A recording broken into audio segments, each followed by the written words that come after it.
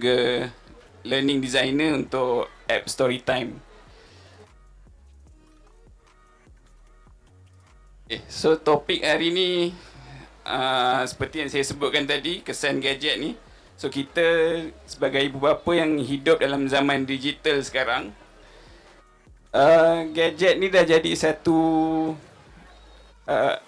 benda yang sangat dekat lah, sangat hampir dengan kita. Dia dah jadi satu benda yang kalau tak bawa wallet pun tak apa, handphone kena bawa.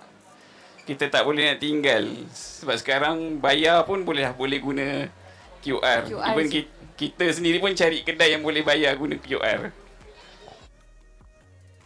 Okay, so jadi ini akan membuatkan kehidupan kita ni tak lari daripada gadget dan daripada skrin. Semalam kita ada bincang apa maksud gadget. So kita mungkin hari ni kita nak sentuh sikit benda tu, sebab kita nak meluaskan gadget ni bukan hanya pada telefon, bukan hanya pada tablet, tapi juga pada apa-apa benda yang electronic device yang ada skrin, yang kita boleh tengok yang kontennya digital lah. Jadi untuk discussion kita hari ni, soalan pertama saya adalah apa perkembangan anak-anak tu? Apa maksudnya bila kita kata perkembangan anak-anak tu? So, bismillahirrahmanirrahim. Assalamualaikum warahmatullahi wabarakatuh. So, insyaAllah, saya akan kongsikan, saya akan ceritakan. So, untuk para pengunjung PWTC dekat sini yang ada, boleh dengar sambil-sambil berjalan ataupun nak stop sekejap pun boleh. Okay. So, basically kita nak cerita tentang kesan gadget terhadap perkembangan kanak-kanak. Tapi seperti yang soalan yang diberi oleh Encik Zul tadi, perkembangan kanak-kanak dari aspek apa yang kita nak tengok kan. So, perkembangan kanak-kanak dari sudut apa? So, basically, bila kita kata perkembangan, saya suka untuk bercakap perkembangan ni dibahagikan, dipecahkan kepada 5 benda lah, 5 domain. So, biasanya sebab kalau saya buat assessment terhadap perkembangan kanak-kanak pun, pada anak-anak yang special needs ataupun anak-anak yang mungkin ada lewat perkembangan, so, kita akan tengok kepada 5 domain ni dahulu. So, apa dia? Yang pertama adalah dari segi perkembangan dari sudut fizikal. Yang kedua, perkembangan dari sudut adaptive behavior. Yang ketiga adalah komunikasi. Yang empat, socio-emotional, socio-emosi. Dan yang kelima adalah dari sudut kognitif dia. So, kita nak tengok macam mana gadget ni dia boleh memberi kesan kepada 5 ni. So sebenarnya nak saya go through in detail lagi ke? Mungkin apa boleh, tu? saya rasa mungkin boleh terangkan sikit lah apa maksud setiap item-item 5 domain tu. Okey, boleh. So kalau kita kata dari sudut fizikal, adalah dari sudut fizikal lah. Kalau kita sebagai manusia, be it kita ni baby, be it kita yang baby ataupun yang dewasa ataupun warga emas, dari sudut fizikal tu sendiri adalah tubuh badan kita lah. Dari segi macam mana pergerakan kita, dari segi macam mana tumbuh seran ketinggian kita, berat kita. So itu dari sudut fizikal lah. Mata kita semua ni kan. So kalau kata kesan dia tu pun mungkin dari kesan tu nanti saya akan go through. Saya akan cerita yang definition dia dulu lah. So kalau dari segi adaptive behavior pula adalah dari segi macam mana pengurusan diri dia hari-hari dia. Kalau perkembangan kanak-kanak ni, kalau adaptive behavior, macam mana dia boleh pandai makan ke tidak, dah pandai makan sendiri ke tidak, dah boleh pakai baju sendiri tak, pakai kasut sendiri tak, dah 6 tahun tapi tak pandai pakai kasut sendiri ke. So itu dalam kategori adaptive behavior jugalah. Yang ketiga, kalau kata dari sudut komunikasi, so itu sangat jelas lah kalau kata komunikasi, macam mana dia bercakap. So yang ni kita biasa nampak orang akan perasan, oh anak saya speech delay. Anak saya speech delay sebab dia tak bercakap. Dah 5 tahun tapi tak bercakap lagi. So itu memang dari segi komunikasi lah. Daripada dia bercakap, bukan sahaja bercakap tapi dari sudut kefahaman dia, comprehension dia. Itu pun jatuh dalam sudut komunikasi. So maksudnya bukan sahaja dia kenal perkataan, bukan hanya boleh sebut, tapi bila kita cakap dia faham. Faham. Itu pun dari sudut komunikasi juga. Kalau kata dari sudut sosio-emosi pula, macam mana dia boleh faham emosi orang lain. Kalau mami marah, mami happy, orang gelak. Kalau baby kan 6 bulan, 4 bulan macam tu pun dah boleh ada social smile. 3 bulan dah start ada. Dia senyum. Walaupun masa tu mata dia belum nampak dengan jelas, tapi by time mata dia dah makin nampak, dia dah ada that social smile kita panggil. Kan, dia dah boleh senyum. So, the interaction dekat situ lah. So, bila meningkatnya umur kanak-kanak ni, maka dia boleh faham emosi diri dia. Dan juga macam mana kanak-kanak ni boleh faham emosi orang lain. Emosi yang ditunjukkan oleh orang yang terdekat dia lah. Ibu ayah ke, adik-beradik, orang marah. Lepas tu boleh tak dia faham emosi ni? Adakah dari hanya expression dah boleh faham? Kalau kita buat gesture, dia faham tak? Kalau kita bercakap dengan emosi, dia faham tak? So, semua benda tu main peranan. And lagi satu, kognitif. So, ini pun sangat jelas sama macam mana komunikasi. Bila mana kognitif ni, biasa mak ayah nak anak pandai ABC. Nak anak tahu 1, 2, 3. Dia tahu colour apa. Do you know what colour is this? Blue, yellow, green. Basic colour. Kalau zaman sekarang nak tahu jenis dinosaur, Stegosaurus, Brachiosaurus, Ankylosaurus, segala jenis dinosaur. So itu jatuh pada sudut kognitif. Tapi sejauh mana, part mana yang penting untuk tahu tu, tu lain lah. Tapi nak saya katakan, kognitif tu dari segi mana kemampuan otak kanak-kanak berfungsi. Boleh, macam dia pandai mengira, dia tahu jumlah. So itu semua jatuh daripada kognitif. Adakah kelima-lima ni dia related ke ataupun dia stand alone satu-satu? Okay. Kalau kita kata bila perkembangan, so benda ni memang sangat interrelated into one another. So sebab tu kalau kita tengok, kalau kanak-kanak yang mengalami, mungkin dia masih, dia ada speech delay, dia akan terganggu dari segi sosio-emosi juga. Dia tak boleh nak cakap yang dia tu sedih, dia tu marah. And dia akan macam tantrum je lah. Dia pun tak boleh nak faham gesture, social gesture orang lain. Orang lain tu sebenarnya tengah apa. Kalau kanak-kanak yang autistik, kalau kanak-kanak special needs yang lain pun, Down syndrome, mungkin dia nak faham social cues orang dewasa maupun kanak-kanak, dia tak boleh. So dekat sini, dekat situ lah kita kata dia sangat interrelated. Kalau anak-anak yang mengamuk, kenapa dia mengamuk? So dekat situ pun dari segi sosio-emosinya, dari segi komunikasinya, dari segi kognitifnya, semua berkaitan. So kalau salah satu domain tu memberi kesan, kalau kata kita buat assessment, dia jatuh pada below average ataupun delay, mungkin ada salah satu domain pun sama juga. Tapi jarang lah kalau 5-5 terus. Dia akan ada salah satu macam tu juga. Dan mungkin juga, adakah kemungkinan juga dia, kita nampak contoh macam speech delay lah. Sebab speech delay ni satu yang kita boleh nampak dengan jelas kan. So ada tak kemungkinan kita nampak tak boleh bercakap, tapi sebenarnya ada domain lain tu yang punca kepada yang dia tak boleh bercakap tu?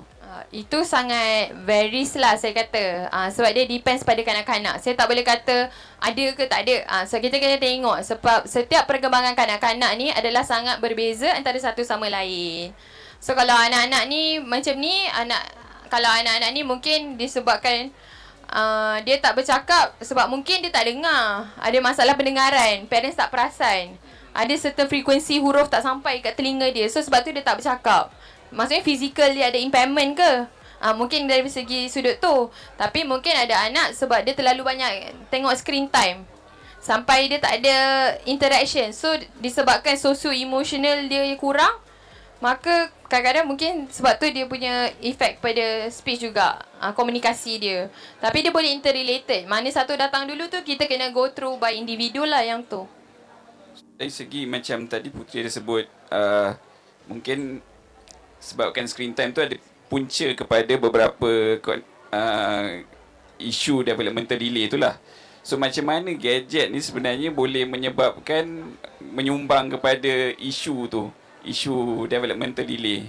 Okey, menarik. Kalau kita kata macam mana gadget boleh beri kesan pada perkembangan kanak-kanak. Okey, sebelum tu, mungkin para pengunjung kat sini kan terdiri pada ibu ayah, terdiri pada makcik-makcik, pakcik, cikgu sekolah. Kita ada ramai kan kat sini. So mungkin kita boleh fikirkan, saya sukalah untuk minta masing-masing sambil berjalan ni pun boleh berfikir, apa ada pada gadget, apa ada pada screen time. Bila kita, kalau katakan kita yang adult ni, bila mana kita tengok story kan dekat IG story, kita kan next kan, ataupun kita tengok FYP TikTok kan, kita scroll. So benda tu apa yang kita terima dalam satu post orang tu rasa-rasanya? Nampak posting barulah. Okay, dalam satu posting baru tu apa yang ada? Maksudnya? Dalam posting tu selain nampak gambar, kita nampak apa? Kita perceive apa daripada satu benda tu? Okay.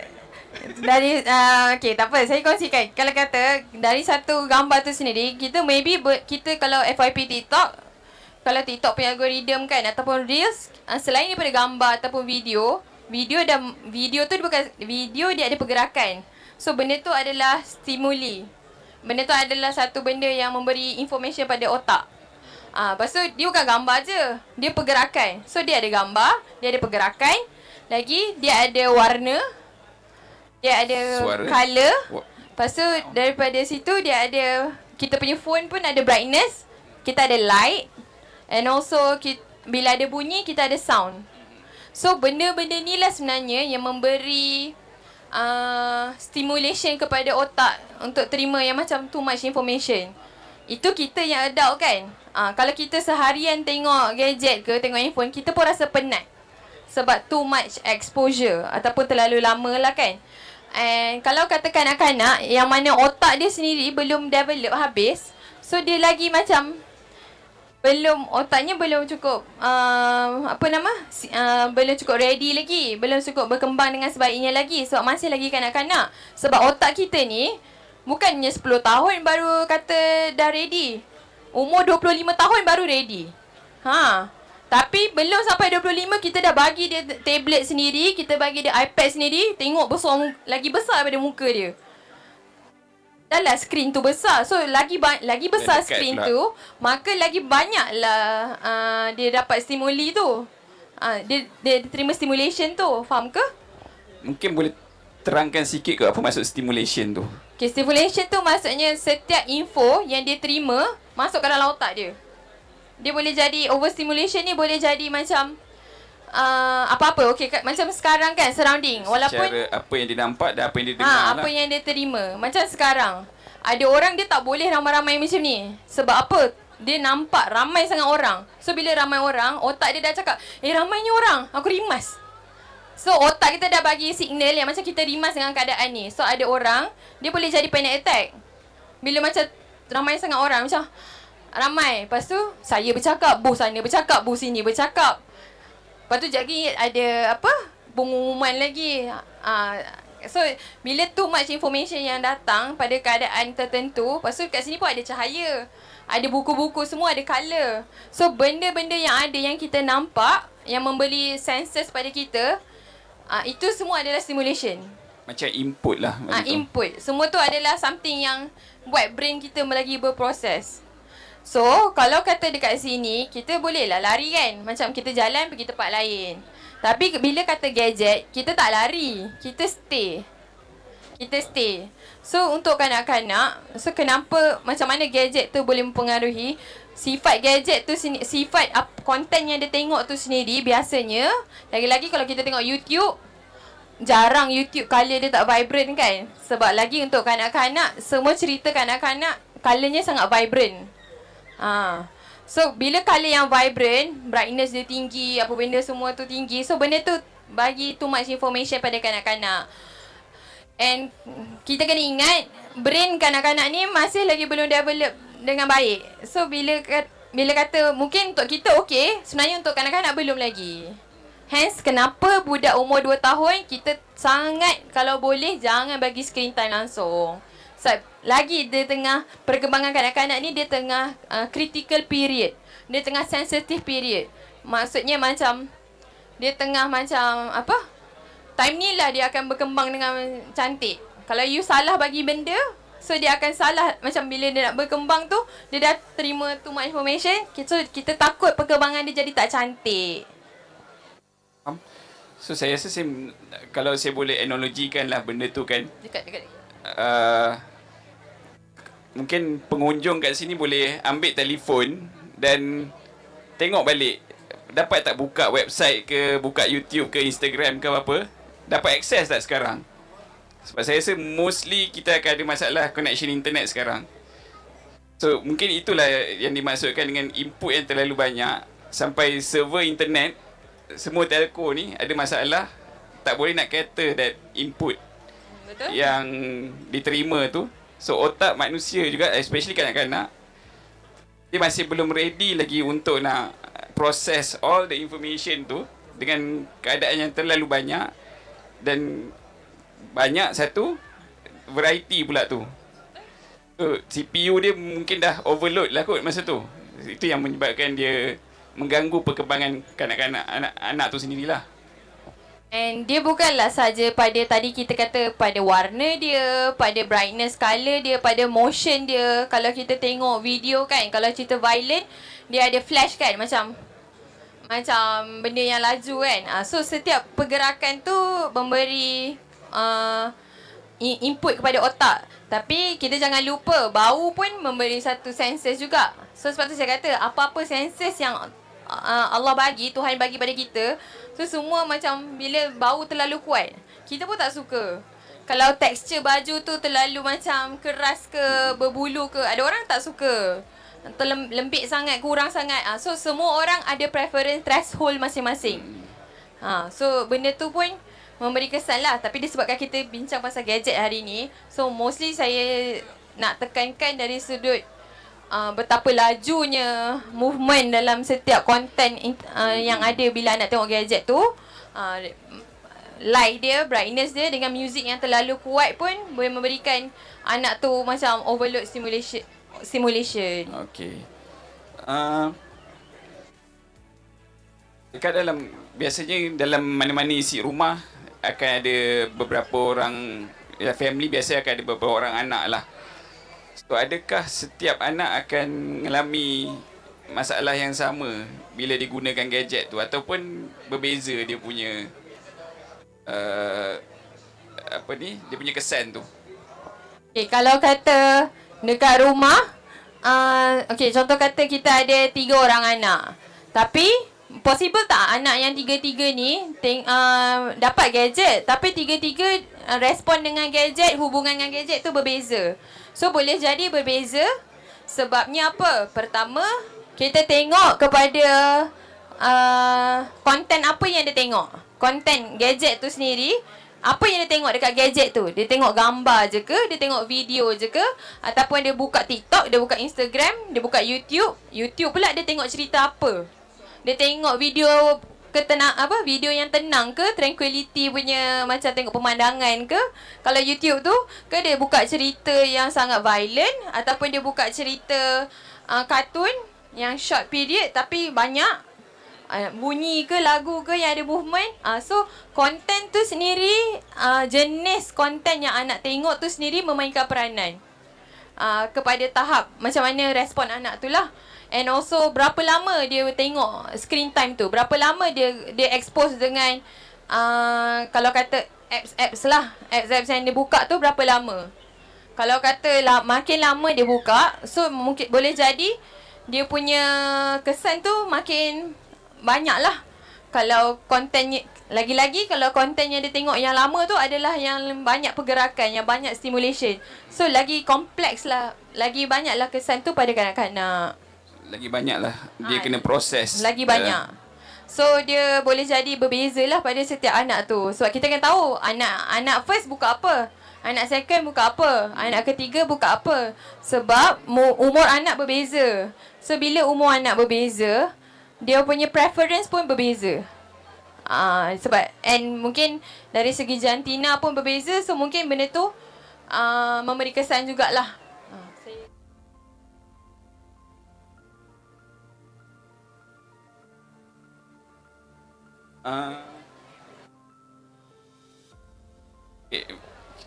Macam kita banyak cerita pasal benda-benda yang tak baik ni lah kan, kesan-kesan apa semua tu. Tapi apa benda yang tak baik tu sebenarnya? Okay, contoh kata apa kesan kepada perkembangan kanak-kanak tu sendiri. Contoh kata kalau dari sudut fizikal tu, kalau too much screen sampai develop screen dependency, Screen dependency ni maksudnya dah kebergantungan kepada screen. Kebergantungan kepada gadget lah. Kebergantungan kepada screen. So kesannya apa? Kesannya adalah mungkin anak-anak tu kalau dari sudut fizikal dia, mata dia vision dia akan mula memberi kesan lah. Mungkin dia dah rabun. Mungkin dia akan ada mata dia cepat penat, eye irritation. Kalau kita tengok skrin banyak pun mata kita berair kan. Sebab mata kita kering dah. Tengok too much blue light masuk dekat dalam kita punya mata.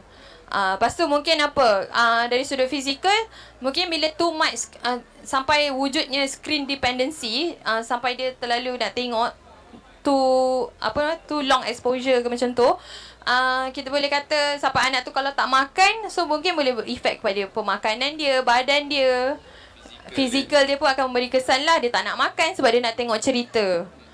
So benda tu secara tak langsung kesihatan dia dah dekat situ. So mungkin bila banyak screen time juga, banyak juga kajian kan yang dah jalankan sekarang.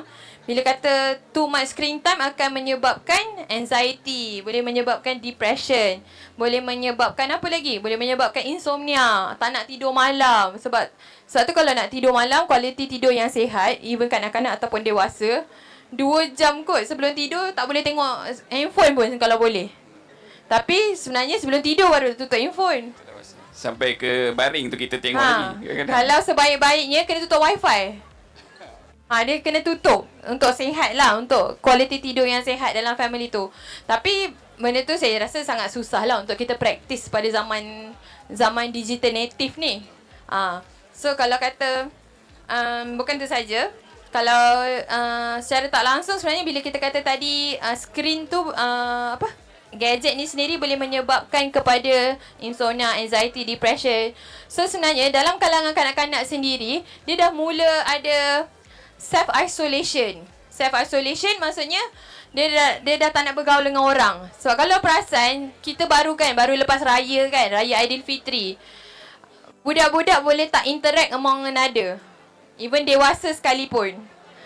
Semua sibuk dengan gadget. Semua dengan gadget. Sampai tak bercakap dengan sepupu masing-masing ke, tak berkenalan dengan makcik pakcik ke, sebab dah mula nak dengan isolation tu lah.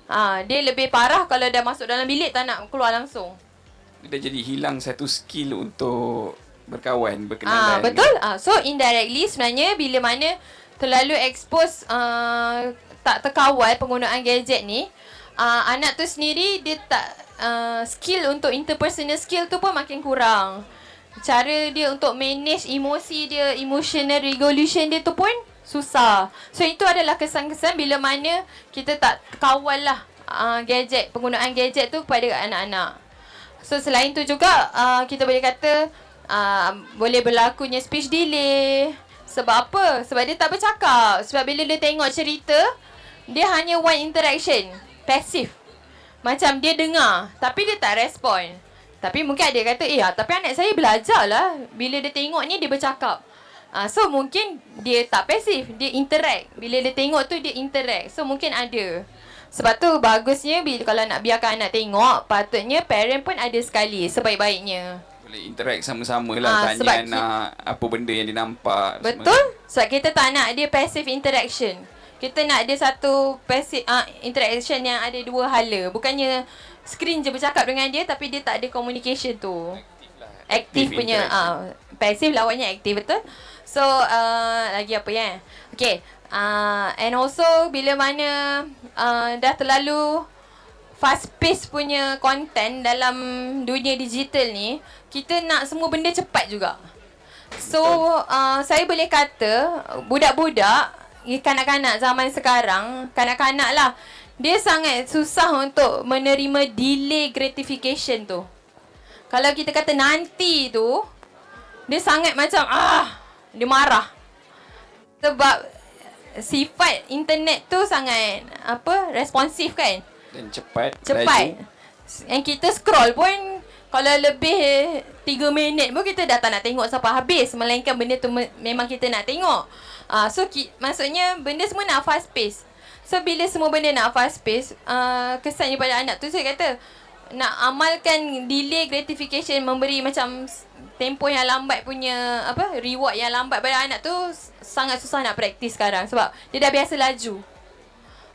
Saya cakap pasal fast pace ni, saya sebenarnya story time ni pun sebenarnya antara kenapa how it became story time tu, sebab saya mengenali fast pace punya content ni melalui ada satu figura lah, nama dia Fred Rogers. Kalau siapa yang mungkin pernah tengok masa kecil-kecil dulu, kat Malaysia tak ada rasanya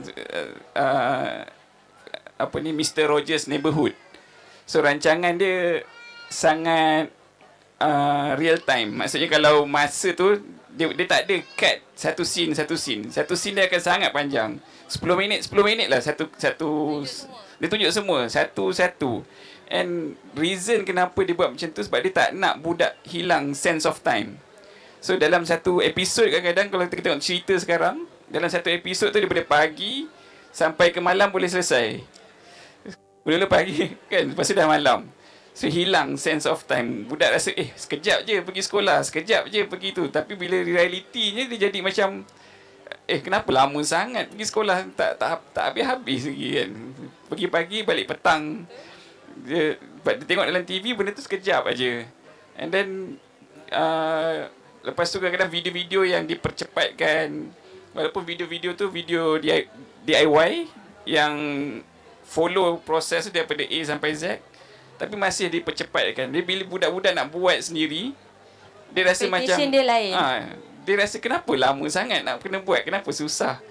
Sebab dalam video kadang-kadang bila tunjuk potong, baru potong sikit dah habis kan. Lepas tu yang ditunjuk pun potong satu je, lagi 10 part tu dah siap potong dah.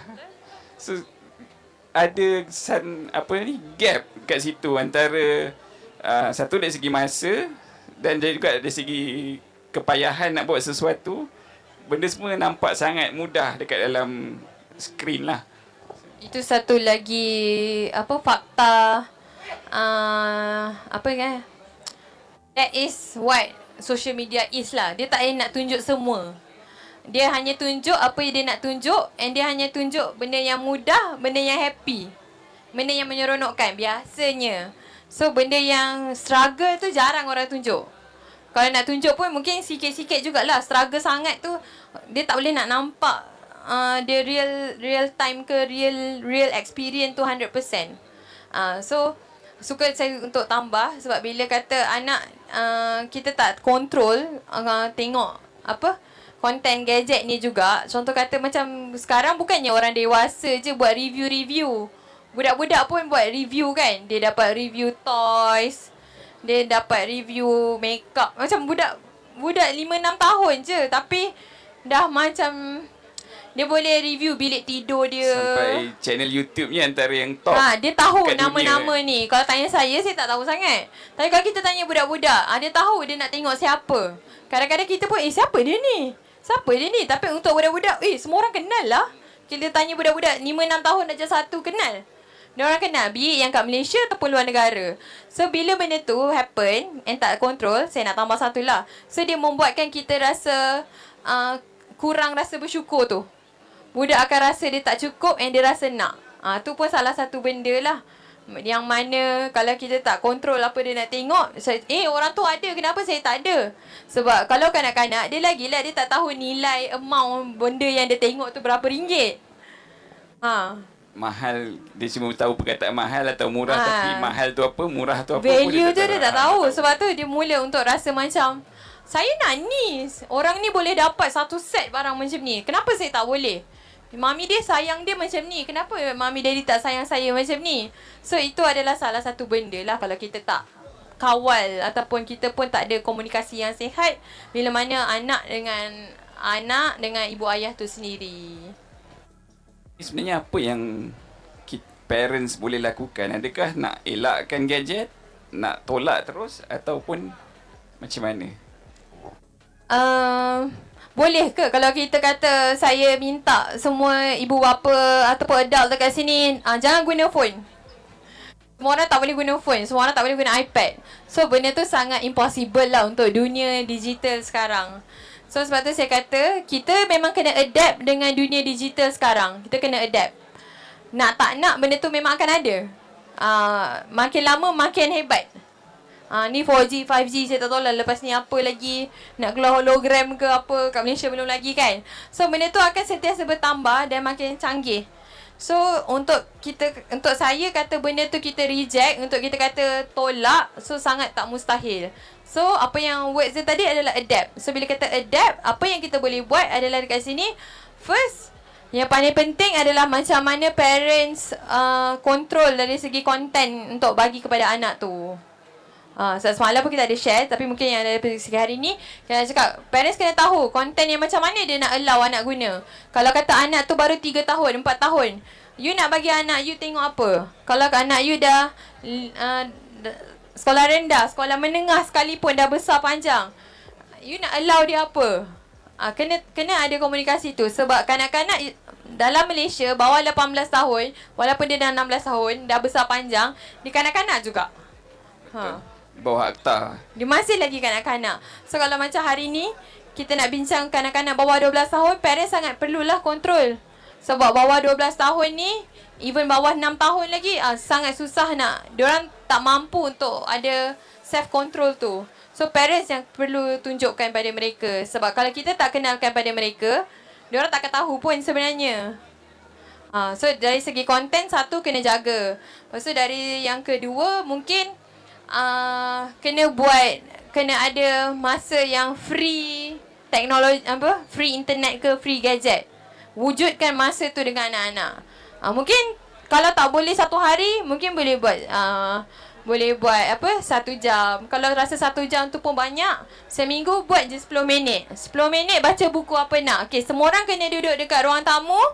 Semua orang ambil favourite things, buat apa nak buat. Tapi semua orang tak boleh pegang phone. Ibu ayah pun sama tak boleh. So wujudkan benda tu. Kita kena create rutin yang baru. So rules yang sama apply untuk semua lah. Betul. Supaya kita nak wujudkan rutin yang baru, benda yang sihat. So that tak apalah, mungkin start dengan 10 minit, lepas tu 15 minit, 20 minit. And satu lagi saya suka kalau parents buat dengan anak, lagi kalau ada anak yang kecil-kecil ni, buat target. Seminggu berapa jam nak buat physical activity. Kalau seminggu, kalau kata kerja balik rumah tak sempat kan. Kalau kata seminggu letaklah campur Sabtu Ahad kita ada. Seminggu saya letak 3 jam. Banyak tak? Dalam seminggu at least 3 jam, tapi buat akumulatif lah. Maksudnya 3 jam tu tak semestinya sejam. Boleh buat 30 minit, 30 minit, 30 minit, cukupkan 3 jam. Ataupun kalau 30 minit tu lama, buatlah 10 minit ke. Tapi yang penting 3 jam aktiviti buat outdoor. So benda tu pun kita dah secara tak langsung kita dah mengkurangkan penggunaan gadget tu sendirilah. Sebab kita nak kontrol kan. And kalau tengok balik gadget, andai kata gadget yang apps dalam gadget tu memang anak terlalu addict and memberi kesan buruk, maka last option dia adalah dengan delete apps tu sendiri. Nak tak nak, kita kena buat jugalah benda-benda kena tu juga kan. Delete. Kalau dah tak ada self control and parents pun dah tak boleh control anak, maka jalan terakhir adalah delete apps tu. So that dah tak ada option.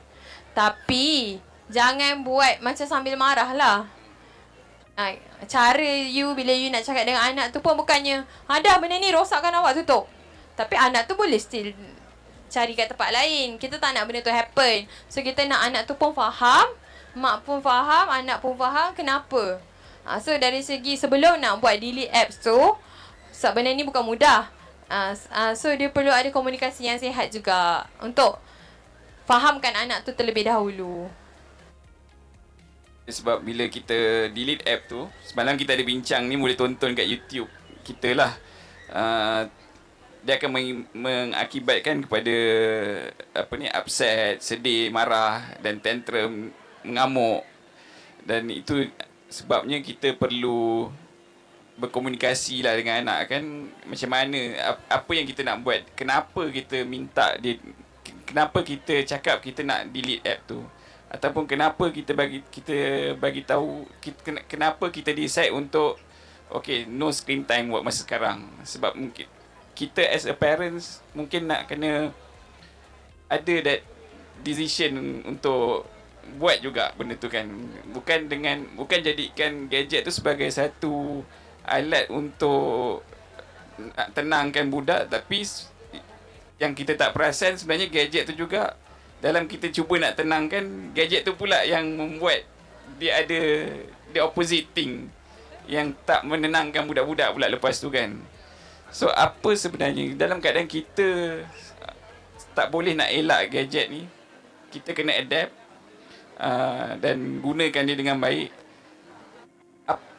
Apa benda yang kita boleh cari, maksudnya dari segi konten, dari segi app tu, apa ciri-ciri yang perlu untuk ibu bapa cari supaya dia boleh jumpa app yang sesuai untuk anak dia lah. So kalau kata macam tadi, awal-awal saya dah kongsikan apa ciri-ciri konten yang boleh buat overstimulation pada kanak-kanak.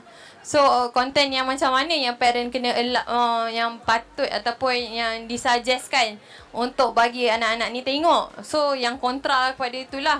Contoh kata kalau tadi bunyi yang terlalu kuat boleh bagi stimulation yang banyak kan. So kita kena cari yang tak bunyi kuat sangat, bunyi yang tenang, bunyi yang slow, pergerakan yang tak ada fast movement, yang motion dia pun pada motion yang perlahan lah. Saya kata macam dia tak ada very fast. So warna dia pun tak terlalu vibrant.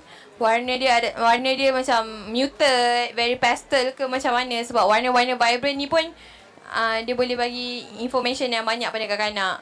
So hence saya rasa sangat macam kalau kita sendiri ada story time tu. So kalau kita nak tengok, so dalam story time tu ada semua tu. So mungkin option yang ada tu parents boleh cari macam story time, ataupun mungkin saya rasa ada apps-apps lain yang macam boleh tengok juga dekat Apple Store, Google Store, yang ciri-ciri dia seakan-akan story time tu.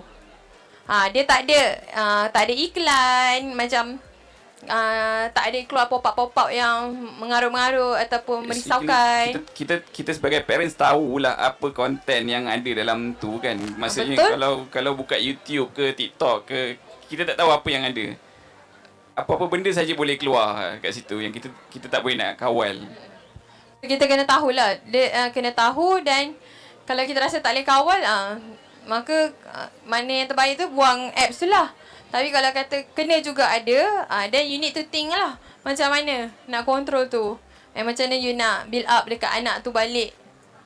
Kena clear lah boundaries tu balik. Sebab kalau saya nak set boundaries tu macam mana, sebab setiap keluarga, isi rumah tu, jumlah isi rumahnya berbeza, tahap pendidikannya berbeza, keperluan kerjanya berbeza, waktu kerjanya berbeza. So dia tak ada one size fit all. So dia sangat berbeza pada semua orang. So sebab tu ibu ayah bertanggungjawab untuk berbincang semula dengan anak-anak, untuk libatkan semua orang, and kita buat satu rules. You create the rules. Saya tak boleh create sebab itu ke family saya. Saya tak tahu. So you tahu anak you tahu apa waktu kerja you bila, kan? Semua orang tak kerja AM PM sama. Ada orang meniaga 4 pagi dah bangun. Ada orang 4 pagi baru tidur. So dekat situ lah setiap family, lagi-lagi ibu ayah yang mana ada anak kecil, ibu ayah ni lah yang bertanggungjawab untuk didik anak-anak untuk create satu rutin yang baru tu.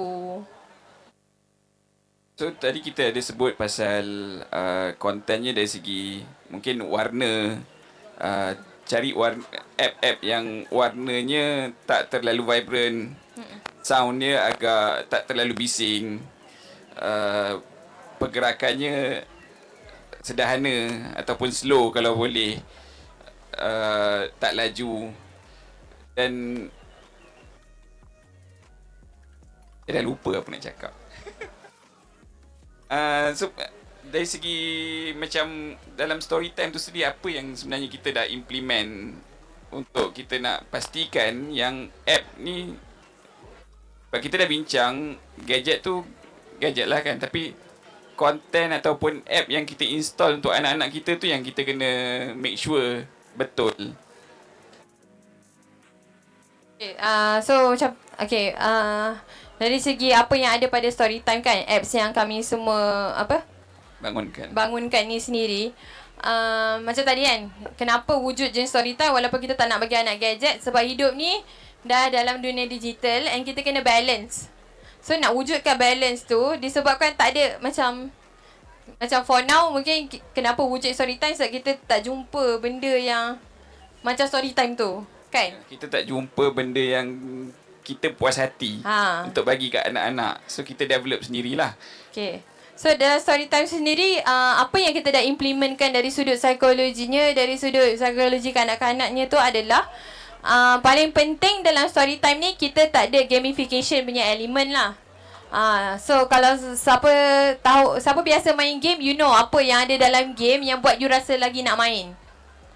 Sebab ada kalah menang, sebab ada ada reward, sebab you dapat token banyak, sebab lagi you main you lagi banyak dapat banyak nyawa ke apa, saya tak sure sebab saya bukan gamer. Saya tak suka main game. Ranking nombor 1, ada nombor 2, ranking, nombor 3. tu antara benda-bendanya.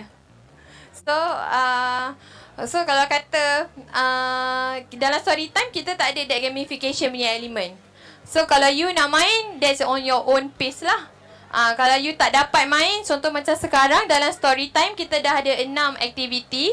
Kita dah ada 6 aktiviti yang kita dah siap, and kita akan tambah lah by time. So dalam story time tu sendiri, setiap aktiviti tu dia tak ada kata awak tak berjaya, awak kalah. Dia tak ada keluar that apa kita panggil, support visual ataupun sound lah. Kalau kata anak berjaya masukkan bola dalam igloo house tu sendiri, dia tak ada pun kata macam, tak ada bunyi yang macam tada ataupun tak ada bunyi yang teneng. Kan selalu kalau something yang happen dia ada that sound effect. Tapi kita tak ada that sound effect. Kalau kalah dia tak ada macam tet. Dia tak ada bunyi sound effect yang mengatakan dia kalah juga. So benda tu tak memberi itu bukan gamification lah, dia tak ada elemen tu. Kenapa benda tu penting? Penting tu tak ada. Penting tu tak ada sebab kita tak nak anak bila ada benda tu membuatkan anak lagi addicted nak main. Dia nak bunyi tu, dia nak rasa accomplishment tu, rasa macam berjaya something sebab ada reward yang respon reward dia yang lain tu. So kita tak nak ada benda tu. Kita nak dia macam tak apa, cuba je. You tak dapat, it's okay, you cuba lagi. Ada masa kita dapat buat, ada masa tak dapat buat. Yang penting you cuba. Kita nak develop dia punya intrinsic motivation jugalah secara tak langsung. Kalau anak yang sukakan challenge, dia akan suka nak main. Tapi kita akan nampak pattern pada anak yang tak suka challenges, yang dia tak minat, dia akan tak nak main. Dia akan choose benda lain lah. So mungkin dia akan choose nak main pixel, dia akan drawing. Sebab dia tak suka challenges. Dalam pixel memang tak ada challenges. Dalam pixel kita boleh draw, tapi draw dalam bentuk pixel. So boleh tengok lah kan macam mana draw dalam bentuk pixel tu. And also dekat story time ni juga, kita tak ada arahan, tak ada wording langsung. Sebab apa? Sebab biasa kanak-kanak bawah 6 tahun ni, dia masih belum boleh membaca pun. And kalau kita tengok pattern anak-anak, dia anak-anak dengan gadget ni, dia tahu nak tekan X ke tekan save tu bukan sebab dia pandai baca. Satu, mungkin dia ada imprint memories lah. Sebab dia dah biasa tengok, so mungkin dia tahu. Tapi biasanya sebab dia tengok simbol. So dalam story time kita cuba semampu kita, sebaik mungkin dari segi sudut design tu sendiri, memudah benda tu, apa kita panggil? Responsif kepada kanak-kanak, user friendly lah. User friendly. Dari segi design tu user friendly untuk kanak-kanak tu. So itu yang ada pada story time lah. And also kita wujudkan time out, which is parents boleh set berapa minit nak bagi anak main, and once dia dah habis main, dia kena stop lah. Tapi menariknya dia tak adalah terus stop. Bila masa tu habis, sebelum dia terus habis, dia tak macam habis. Contoh kan, kita letak cakap dengan anak, awak boleh main 5 minit je. Habis masa 5 minit, okey mami ambil. Kita tak buat macam tu dalam story time. Bila dah habis tempoh masa 5 minit yang kita dah tetapkan, kita nak ajar anak tu self regulation. Kita ada tangan tu kan, kita nak ajar dia inhale and exhale sama-sama. So anak-anak boleh ikut sama-sama.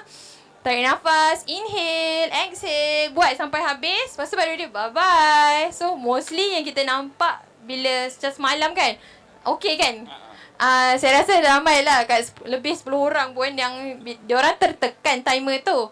So bila tiba timer tu, dia punya default contoh 1 minit. And bila dah habis tu memang dia bye-bye sekali. So dia balik. So tempoh masa untuk anak bertenang tu kita wujudkan dalam story time. So macam soft landing lah. Soft landing, betul. So anak ni tak adalah macam terus habis.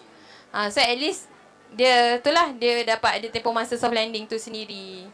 Dan dan bila kita integrate juga aktiviti bernafas tu dekat dalam time out tu dan break time tu, itu juga membuatkan dia regulate emotion dia juga kan. Betul. Sebab bernafas tu sendiri pun adalah satu cara untuk kita nak kontrol emosi kita. Betul sangat. Sebab kalau tengok dalam story time, antara apa yang kita dah siap tu pun feel. Feel tu sebab kita nak ajar anak emotion. Kita nak anak tahu marah ni macam mana, happy ni macam mana, sedih ni macam mana. Sebab kalau tak, dia happy ke, happy selalu dia akan gembira lah. Tapi kalau dia marah, kalau dia sedih, dia selalu menangis. Sampai kita kata, awak ni nangis nak apa ni? Awak nangis ni sebab awak nak awak sedih ke sebab awak marah? So kat situ kita nak develop dia lah, nak ajar. So dengan elemen-elemen yang ada dalam buku activity field tu, so you can tengok. Tengok robot ni nangis macam hujan keluar basah. Sebab kadang-kadang budak suka cakap, awan tu menangis ke? Sebab macam jatuh air mata lah. Jadi macam hujan. So kita nak ajar benda-benda tu lah pada anak. Sebab benda yang paling penting adalah untuk dia mengenal, namakan emosi tu dulu sebelum dia proses benda-benda lain. So namakan emosi adalah basic lah untuk dia kenal. Kalau dia boleh associate dengan benda lain, so maka lebih baik. And also kalau kita tengok ABC kita pun kita menggunakan letter name kan, letter sound. Kita pakai phonics, kita tak pakai letter name. Sebab kat situ, itulah content yang kita control kat situ, which is biasanya kita nak anak tu develop tahu bunyi letter sound instead of nama. Sebab bila dia boleh tahu letter sound, maka dia boleh wujudkan suku kata-suku kata yang seterusnya jugalah. Kita nak dia biasa tengok benda tu juga. And also secara tak langsung, parent yang tak familiar dengan letter sound pun, you can belajar daripada ABC tu. Sebab kita guna letter sound ni, bunyi phonics dia tu basically from English punya sounds lah, bukan bahasa Melayu. Tapi tak jauh sangat lah beza sebenarnya. Tapi mainly kalau yang story time ni memang English punya version lah. Bila kita dah masukkan elemen-elemen yang boleh membantu perkembangan anak-anak ni, maksud saya yang dah kontrol dia punya visual element supaya tak vibrant sangat, sound dia tak terlalu kuat sangat, tak bingit, and then menenangkan, and dia punya animation pun is very minimal semua kan. So apa kesan dia pula pada kanak-kanak? Adakah kita dapat tak tahu lah, kata reverse balik ke, ataupun kita boleh elakkan something dalam isu perkembangan tu? Kesan dia tu, kalau saya nak kata kesan story time kepada kanak-kanak tu, saya tak boleh nak cakap lagi lah. Sebab kita tak buat kajian kan. Sebab kita pun baru lagi. So hari ni kita nak memperkenalkan story time pada semua orang. And also mungkin secara rasminya saya tak nampak. Bukan tak nampak, belum boleh nak kata lagi. Sebab kita pun baru buat kan. Baru perkenalkan pada orang, baru purchase semua ni.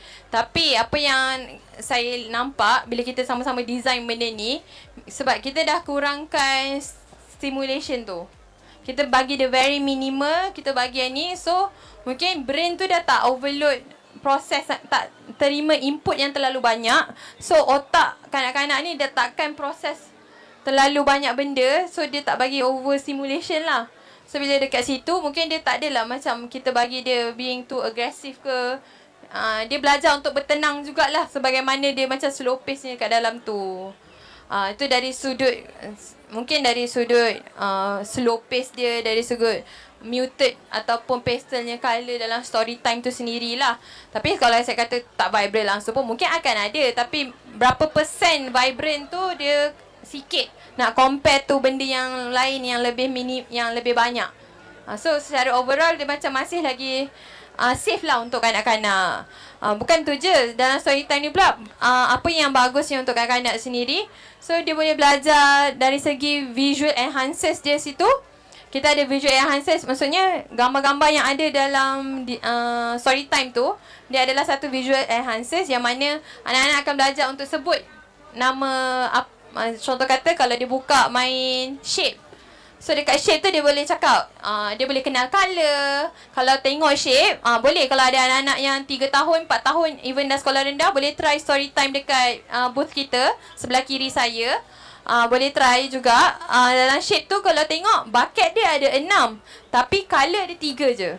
So dekat situ kita nak anak berfikir macam mana nak wujudkan colour lagi 3 ni. Kita tak ada arahan and kita tak guide pun macam mana dia nak main. So dekat situ kita nak dia explore, dia nak self exploration, dia nak kreatif. Lepas tu masa yang sama dia, parents kena macam it's good bila ada parents sama-sama and boleh sama-sama macam jangan terus jump macam apa parent yang macam ni kita nak dia sendiri explore kan with their own pace. So biar je biar dia explore. Bila macam mungkin hari ni dia tak dapat, nanti baru dia dapat. Sebab kalau dia tak dapat jumpa colour orange, purple dan hijau tu hari ni, tak salah pun dalam story time ni. Dia tak ada macam kata kosong ke, tak ada. Dia still boleh explore one day nanti. So kat situ anak boleh sebut warna kan. Dia boleh sebut orange, yellow, purple. Dia ada aha moment dia. Dia boleh nampak ada slipper, ada air, ada bunyi laut.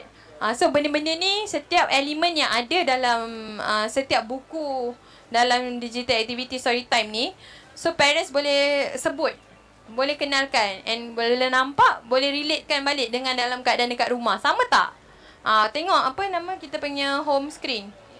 Home screen kan kita panggil. Kita punya home screen ni sama tak macam dekat ruang tamu? Sama tak macam bilik abang?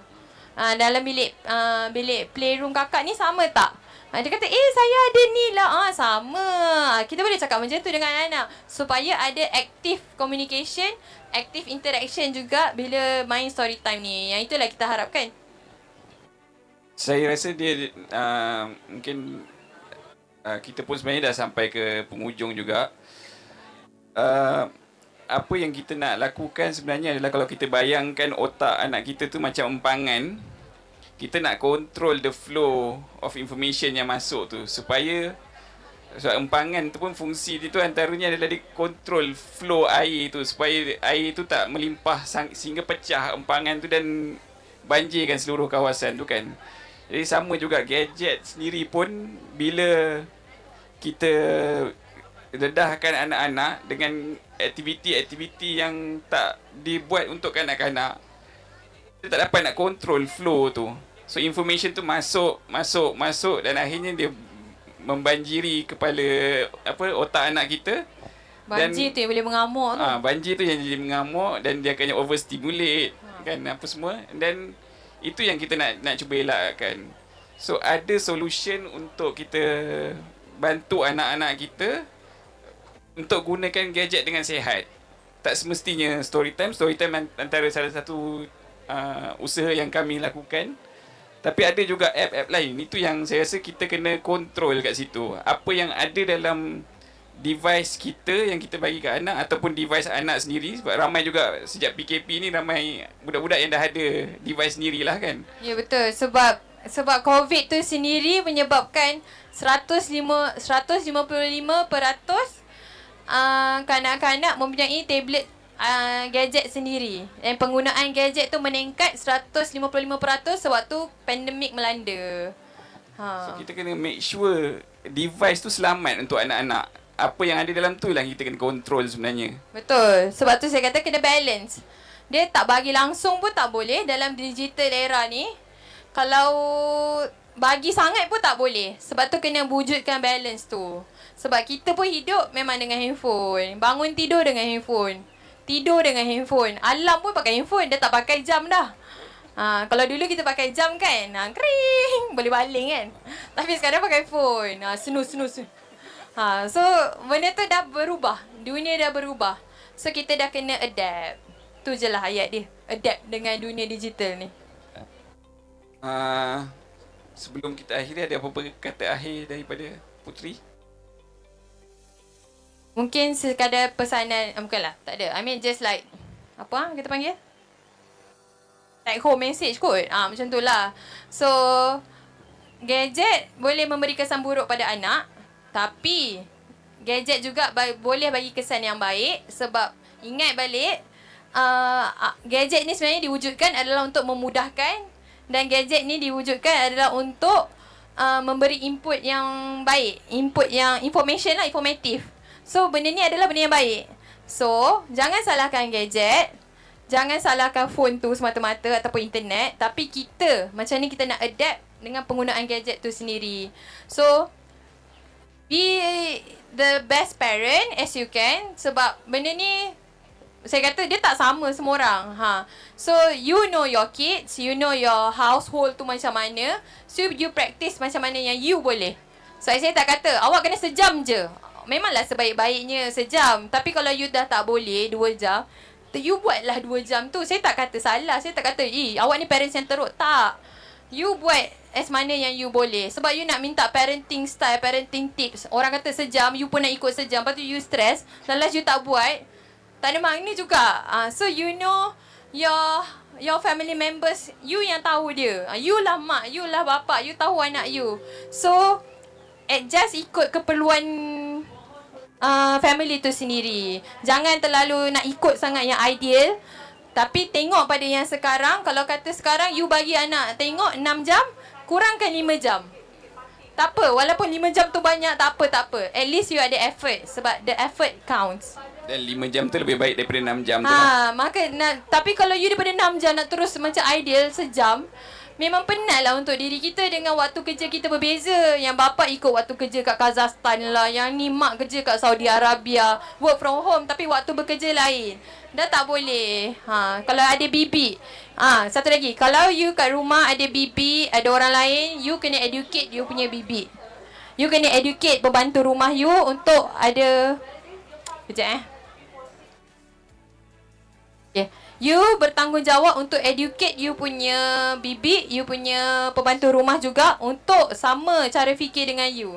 Sebab once you tinggalkan anak dengan pengasuh macam susah lah kan, dengan bibi ataupun pembantu rumah ni, dia yang jaga anak-anak tu. So sebaik-baiknya dia align dengan parents tu.